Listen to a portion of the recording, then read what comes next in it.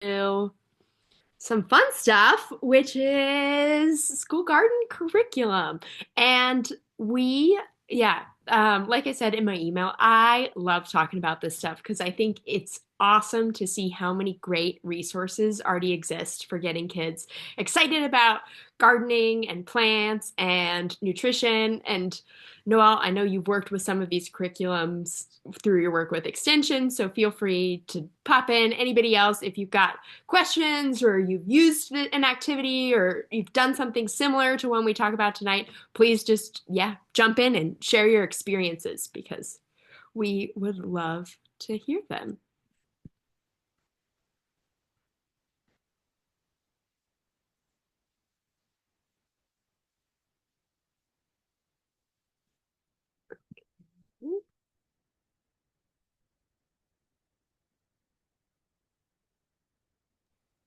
Hello. All right.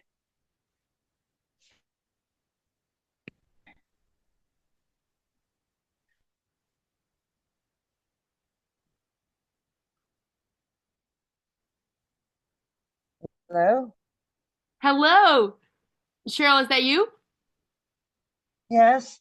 Hey, welcome to Sprout School. We're about to jump in. I'm just pulling up the slides for tonight's presentation now.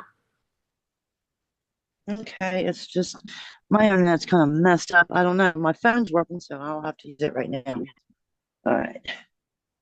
All right, are you seeing this now? I just pulled them up. Okay.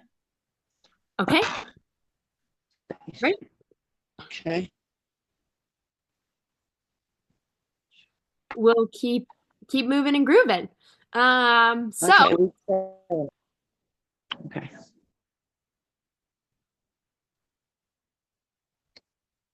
cool. So yeah, it's been about a month since we were all together, and the last Sprout School session we had Brittany Barlett as our guest speaker. And if you missed that presentation, it's recorded and it's up on our YouTube channel, and I would really recommend going back to view it. It's awesome to hear a little bit more about the work that Try This is doing. But one piece of the presentation that I particularly loved was when we did a brainstorming session and we all just sat and thought together about how to dream up a project and then think about making that project a reality and the barriers and challenges that might come along with that, and also the great parts that could come out of it. So it's a just a good exercise and worth doing, especially if you're still thinking about what you want to do for your Sprout School project. So worth going back to. And speaking of the Sprout School project, we will have time for questions tonight. If you're thinking about ideas for your project plan and want help thinking more about those ideas, or if you just have questions about specific details of the project plan, we'll have space in that after we talk about a few school garden curricula. So, jumping into school garden curricula, the photo on this slide comes from Dig In, and I am obsessed with these. They are all throughout the Dig In curriculum, these fun characters that they've made out of fruits and vegetables. And I think the graphic designer was thinking about this would be fun for middle schoolers, but I'm also the target audience because I think these are amazing. Like, it's just not every day that you see a DJ made out of salad greens. Incredibly creative. But Is before that we, what that is? sorry, Cheryl, I missed that question. One more time. I'm sorry. I said, is that what that is? Sure. I thought it was a lizard to start with. Okay. I see now.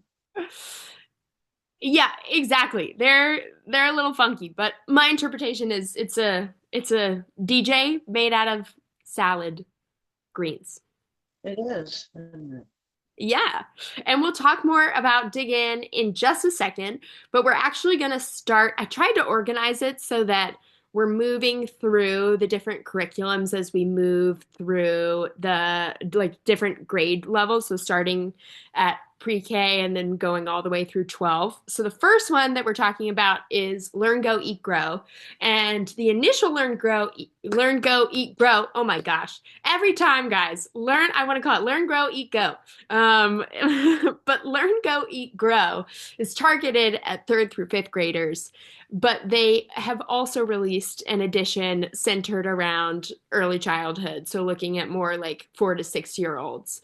So it works for the whole span of elementary school with those two different editions. And the way the slideshow works, I'll send out all these slides tomorrow, and each slide has a link to the curriculum website and then a link to the different activities associated with that curriculum so that you guys can easily access them from these slides. And the other three curriculums we'll talk about tonight are free, but this one does cost a little bit. We think Junior Master Gardener is awesome, and the money that you give them for the curriculum all goes into the cool programming that they do, which is a lot of hands-on work, trying to cultivate a love of gardening and appreciation for the environment in the minds of young people. And it's a youth gardening program that's run through the University Cooperative Extension Network. And we also, if you're interested in ordering this curriculum, that is something that you could definitely use Sprout School project funds for if that appeals. Um, yeah, and as Jenny said in her message, we can order some of this for you if you're interested in building it into your programming. Just let us know. So Learn, Go, Eat, Grow has 20 lessons. It's interdisciplinary. They cover gardening and nutrient-dense food experiences, physical activities, school and family engagement.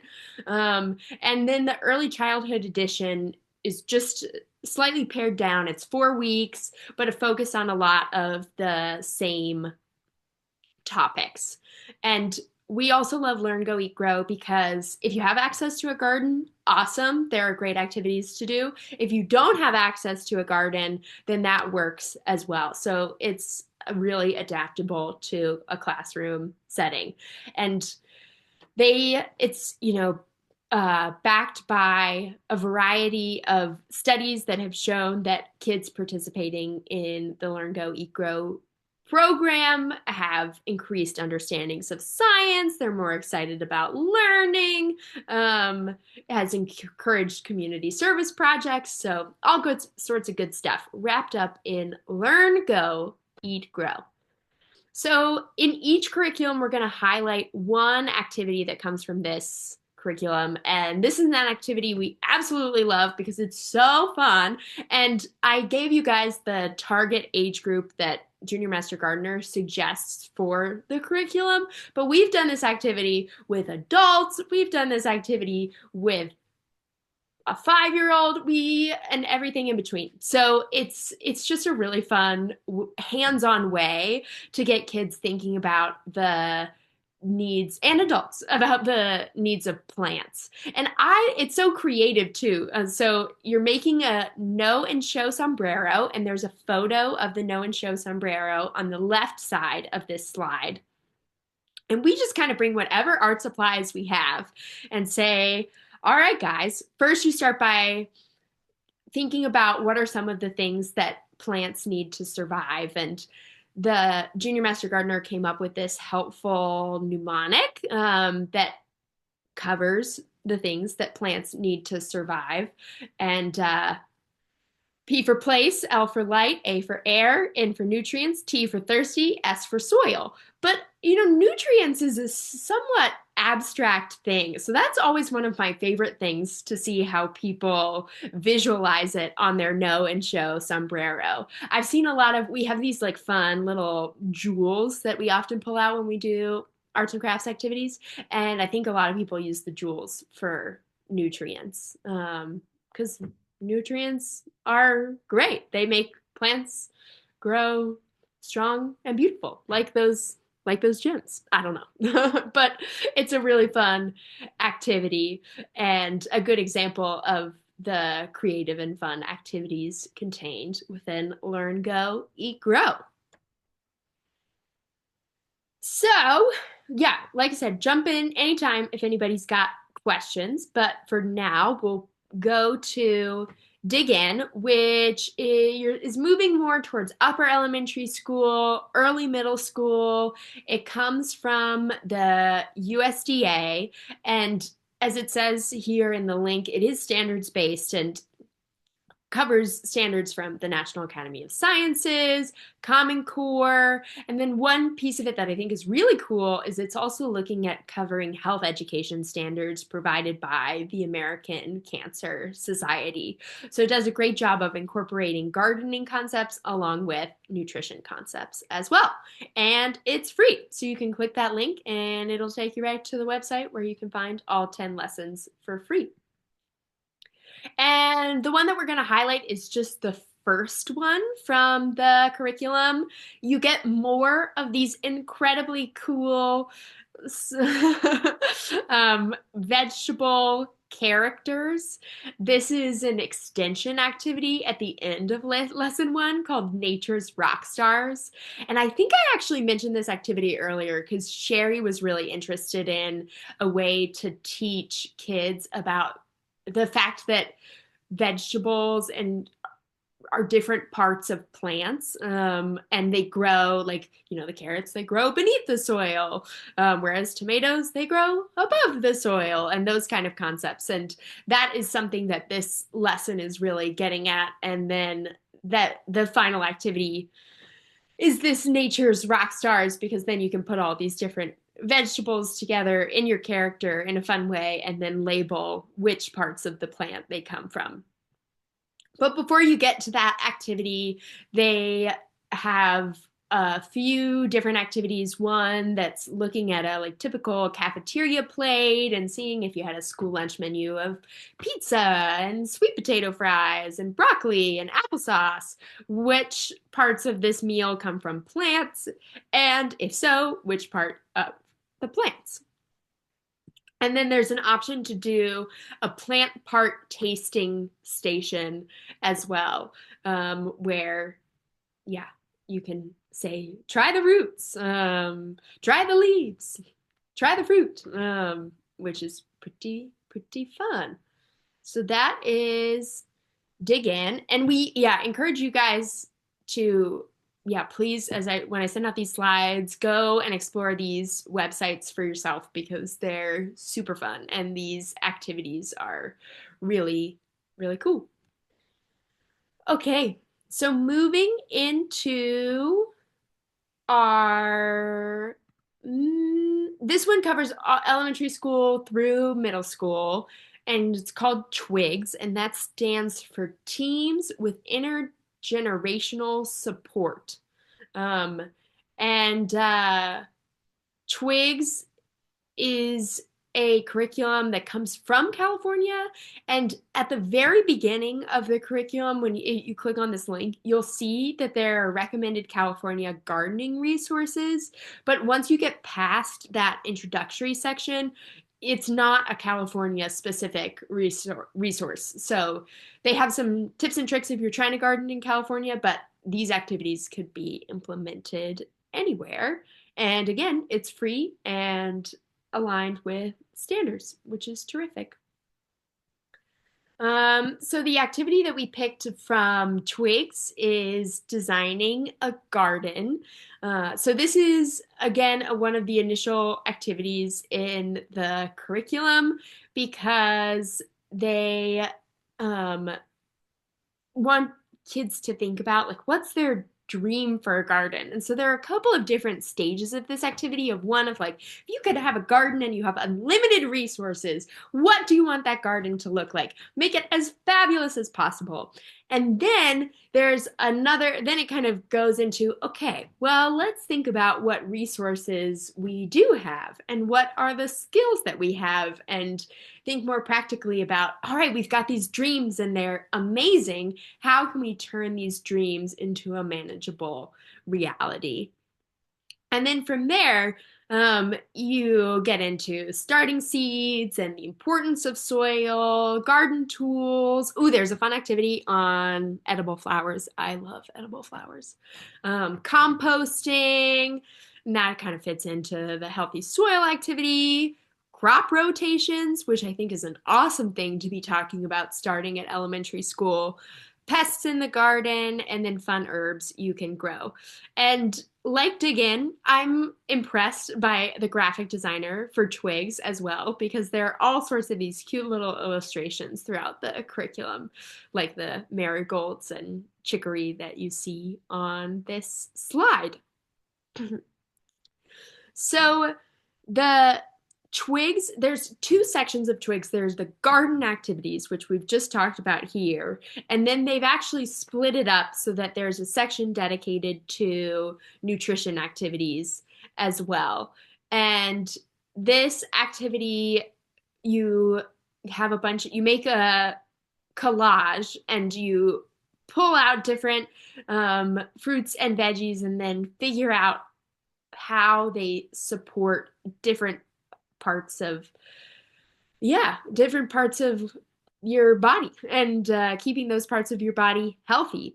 So I love an activity like this because I was absolutely one of those kids that if you give me a carrot, I mean, I grew up loving fruits and veggies, which I still do today. But if someone says a carrot is good for you, then I'm like, well, why is a carrot good for you? I'm interested in what it does. And then somebody could say, well, it has vitamin A. It's like, well, why do we need vitamin A? And then this activity walks you through, well, vitamin A helps our eyes stay healthy and it helps us see in the dark. It's like, well, that's pretty cool. Better eat some carrots.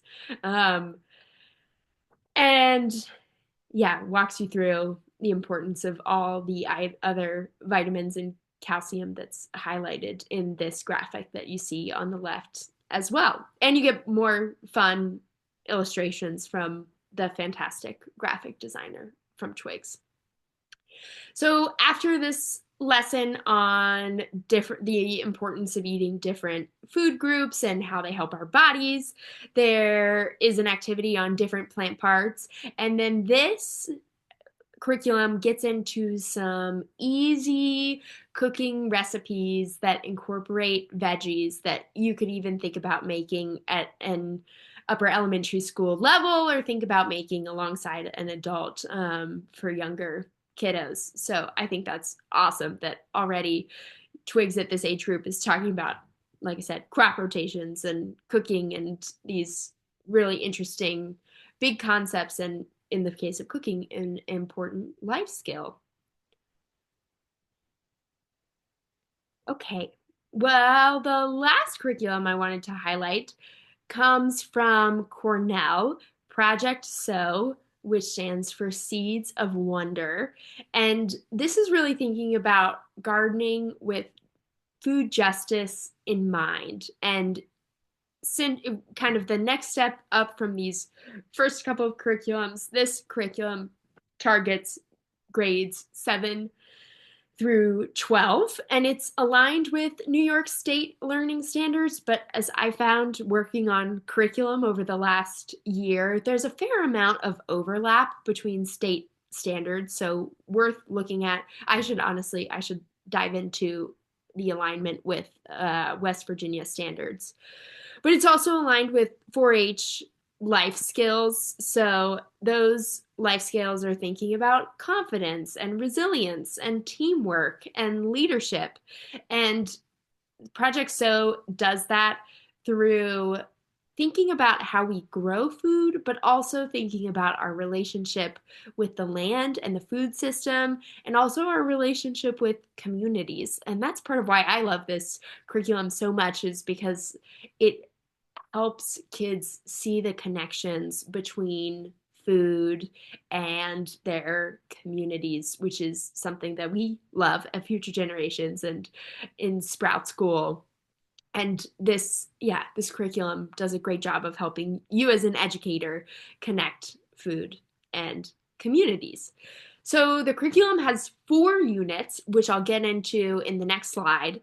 And each of the units has 3 different activities. So there's an introductory activity, and it's shorter in length, focuses on like trust, community building, and diving into what the group knows about a particular topic. So then you have the next section called Digging In. They had to do it as a gardening curriculum, and I love a good pun, so I support it. And that is an activity that explores the topic more deeply. And then the last activity is gardening. So, like the other ones, like you could just do the first two and not do the gardening activity, depending on what resources you have available to you. So, it's really adaptable. Um, yeah, we'll highlight an activity from project. So this would be a digging in activity. This actually comes from Unit 2. So Unit 1, there's a bingo for the group to get to know each other better. And you create a community agreement to think about how you want to approach a project together and think about the importance of land and learn a little bit about soil. So that's cultivate, they call that first section cultivating community. And then the second section is gardening with gratitude. So, how we can foster a sense of appreciation in the garden, how to read a seed packet, garden planning. And then this activity that I highlighted is connecting with elders. So, talking to maybe a master gardener, maybe a grandparent, a neighbor, someone in the community who has worked with food justice, gardening, worked at the grocery store, just like spent their life working around food and hearing their stories. And I think I picked this activity because I love doing this kind of thing and in the and it's good. It's nice to have it's a good thing to do all the time, and I appreciate having an incentive through, uh, yeah, through school or some other organized fashion to go out and talk to community members about their experiences. So, in the spring of 2019, I no no spring of 2020. It was right before the pandemic. My professor in my American history class gave us an assignment to interview an older person about a particular topic. And I picked my grandmother. My grandmother was in college from 1950 to 1954, and I was really interested in how her experience as a college student in the 1950s compared with my experience as a college student from 2018 to 2022. Spoiler alert, really different. I'm sure that's not a surprise, but there were just a lot more rules and structures in her college experience than I had in mine. And but within that conversation, we talked for hours, and I learned so much about her life outside of her college experience. And one of the big takeaways is that she was sent to live with her uncle on a farm during World War II because her dad had Parkinson's disease and he was in the hospital, and her mom needed to be there for full time, and they had very limited resources coming out of the Great Depression for her care. And so the thing that really made her fall in love with gardening, and she's kept a big garden for as long as I can remember. She's one of the reasons why I fell in love with gardening, was that they needed to maintain the garden when she was, in elementary school. And then you had to think about making food from the garden. And so that's part of how she fell in love with cooking. And they'd set up a canning station in the small town not far from the farm, and they would take their veggies up there and work collectively to can them so that then those veggies could go off to the school could go off to the war effort. So it was the canning system was set up in a local school. So I just, it's amazing, the stories that the people that, yeah, the people closest to us carry and that we haven't heard along the way. So I think this is a really cool activity to get to dive into some of those stories and then think about that connection between food and community and connection between food and people. So that's the second activity in this curriculum. And then in Unit 3, which is called Sowing Seeds of Curiosity, which I love, it's talking about food systems and exploring food systems and then thinking about food justice and the role that we play in food systems. So it's fantastic. And then the final unit is called Rooting Resilience. And in that one, you think about communication styles and actually make a simple goal for action to work toward a community food system of which you want to be a part. And there are journal questions at the end of the curriculum for each unit, so there's time for reflection built in. Yeah, I just think this curriculum is super cool. I think I say that about all the curriculums, but it's true. Um, anyway, that was all that I wanted to say about these curriculums. Does anybody have any questions before we jump into learning lab questions? Can I just mention a couple of other curriculums that are available? Yeah, absolutely. For pre-K kids, there's one called Grow It, Try It, Like It Oh, that yeah, I use, and it's free. nice. It's a really good one. It picks six different fruits and vegetables, and you focus on a different one each week.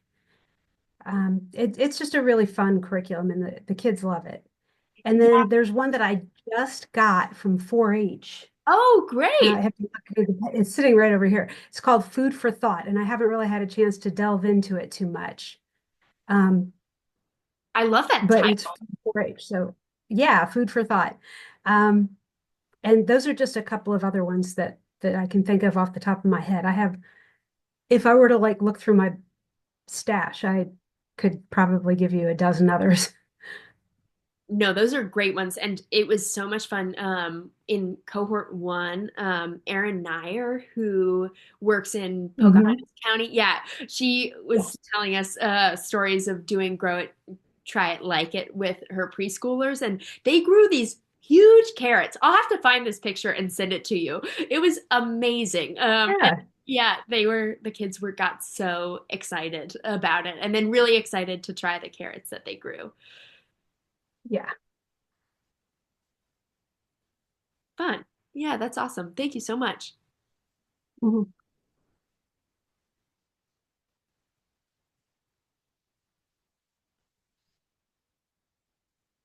Okay. Well, from there, we'll go into Sprout School project plan questions. So, you guys have done an awesome job of completing Learning Labs 1 and 2. And if you haven't completed them to this point, no stress whatsoever. We are very flexible on the timeline and trying to make this program as accessible to you all as possible. So this Learning Lab 3 just builds off of Learning Labs 1 and 2. So Learning Lab 1, the asset map, what is going right in your community? Then how can you think about leveraging those assets with the team in Learning Lab 2? And then Learning Lab 3 gets into the project plan. And I've talked to some of you guys, and I know some of you all have awesome ideas for what you want your project to be, but if you're still thinking about a project idea, that is totally fine. And we can set up a meeting and chat more about that project. We've got some flexibility in this month of January, so would love to talk more about what you guys are thinking about. Um, and if you have any questions right now, I would be happy to answer those.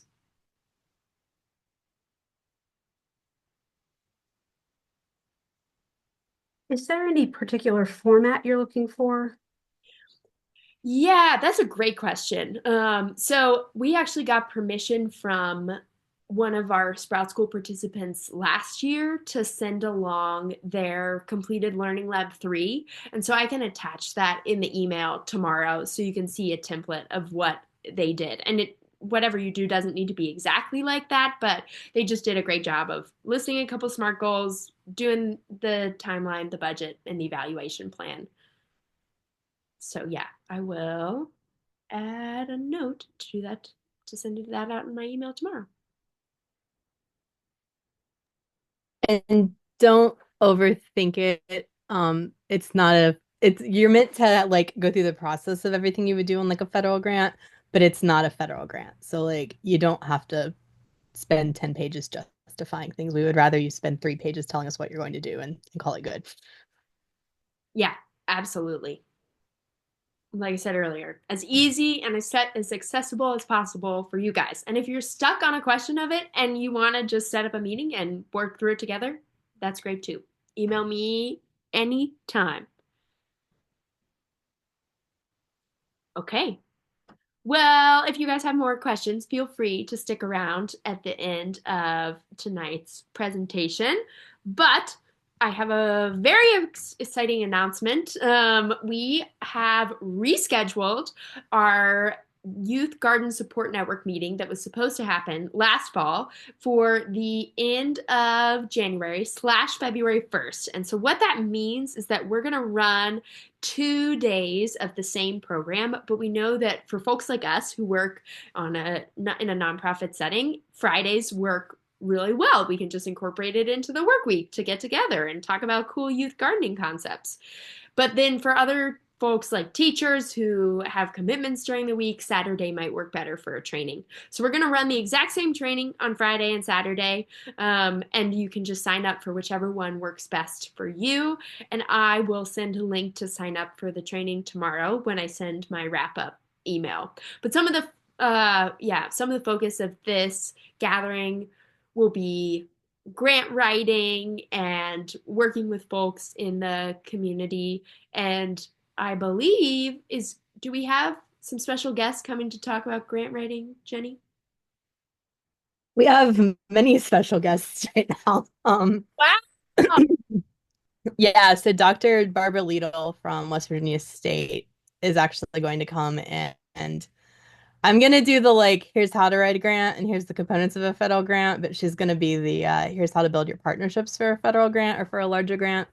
Um, because our whole goal with this, there's like usually a theme around each gathering, and this one is around like building capacity in your farm to school system because we know nobody got time and everybody is overworked and overwhelmed. So how do we start to build some capacity, particularly in our areas that are like ready for larger monies, and that's kind of the Kanawha Valley, which is where we're at, kind of the Kanawha New River Valley, which is like where we're holding this. And then Darrell Miller from Keep Your Faith Corporation is going to come over and talk about basically how they started with kid gardening and ended up with a grocery store.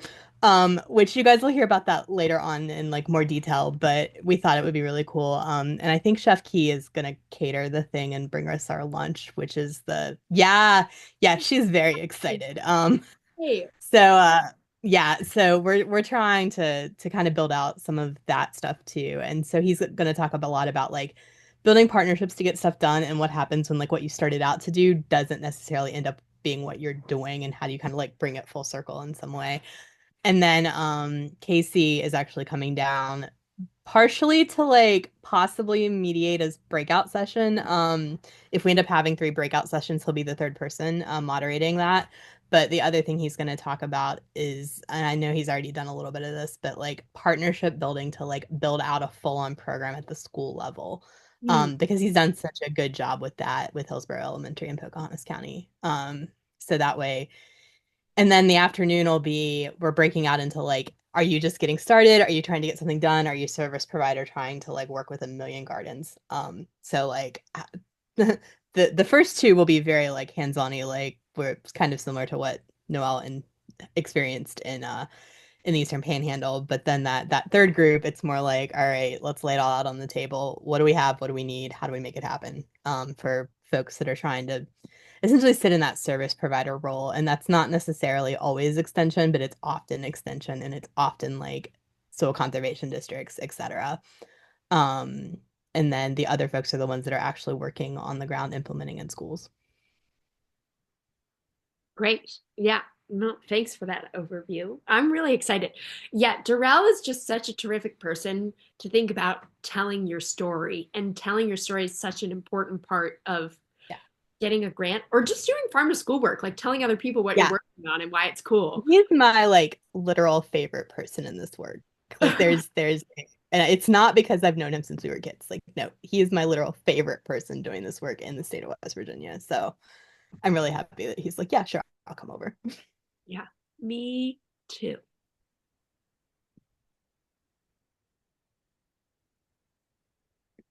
Cool. Well, does anybody have any questions about anything? Learning Lab 3, school garden curricula, the in-person gathering?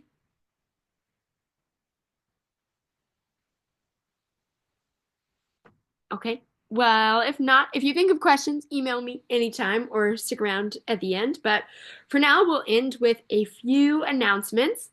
One is that our next Sprout School session will continue on the theme of curricula, this time diving into environmental science curricula, which is fun. We'll get to highlight the Maple in the Classroom curricula that we've been working on at FGU over the last year and some other fantastic resources. And Learning Lab 3 is due next in 2 weeks, but like I said earlier, if you need a little bit more time, that is totally okay. But the nice part of getting Learning Lab 3 turned in is then Jenny and I can look at it, give you some feedback, and then we can send project funds your way. So as soon as that gets approved, then you can start moving and grooving on your project. And then, as we just said, the Youth Garden Support Network meeting is coming up at the end of the month, and we would love to see you there. Okay. And with that, we'll say goodbye and thank you all so much for being here. And we'll look forward to seeing you in a couple weeks.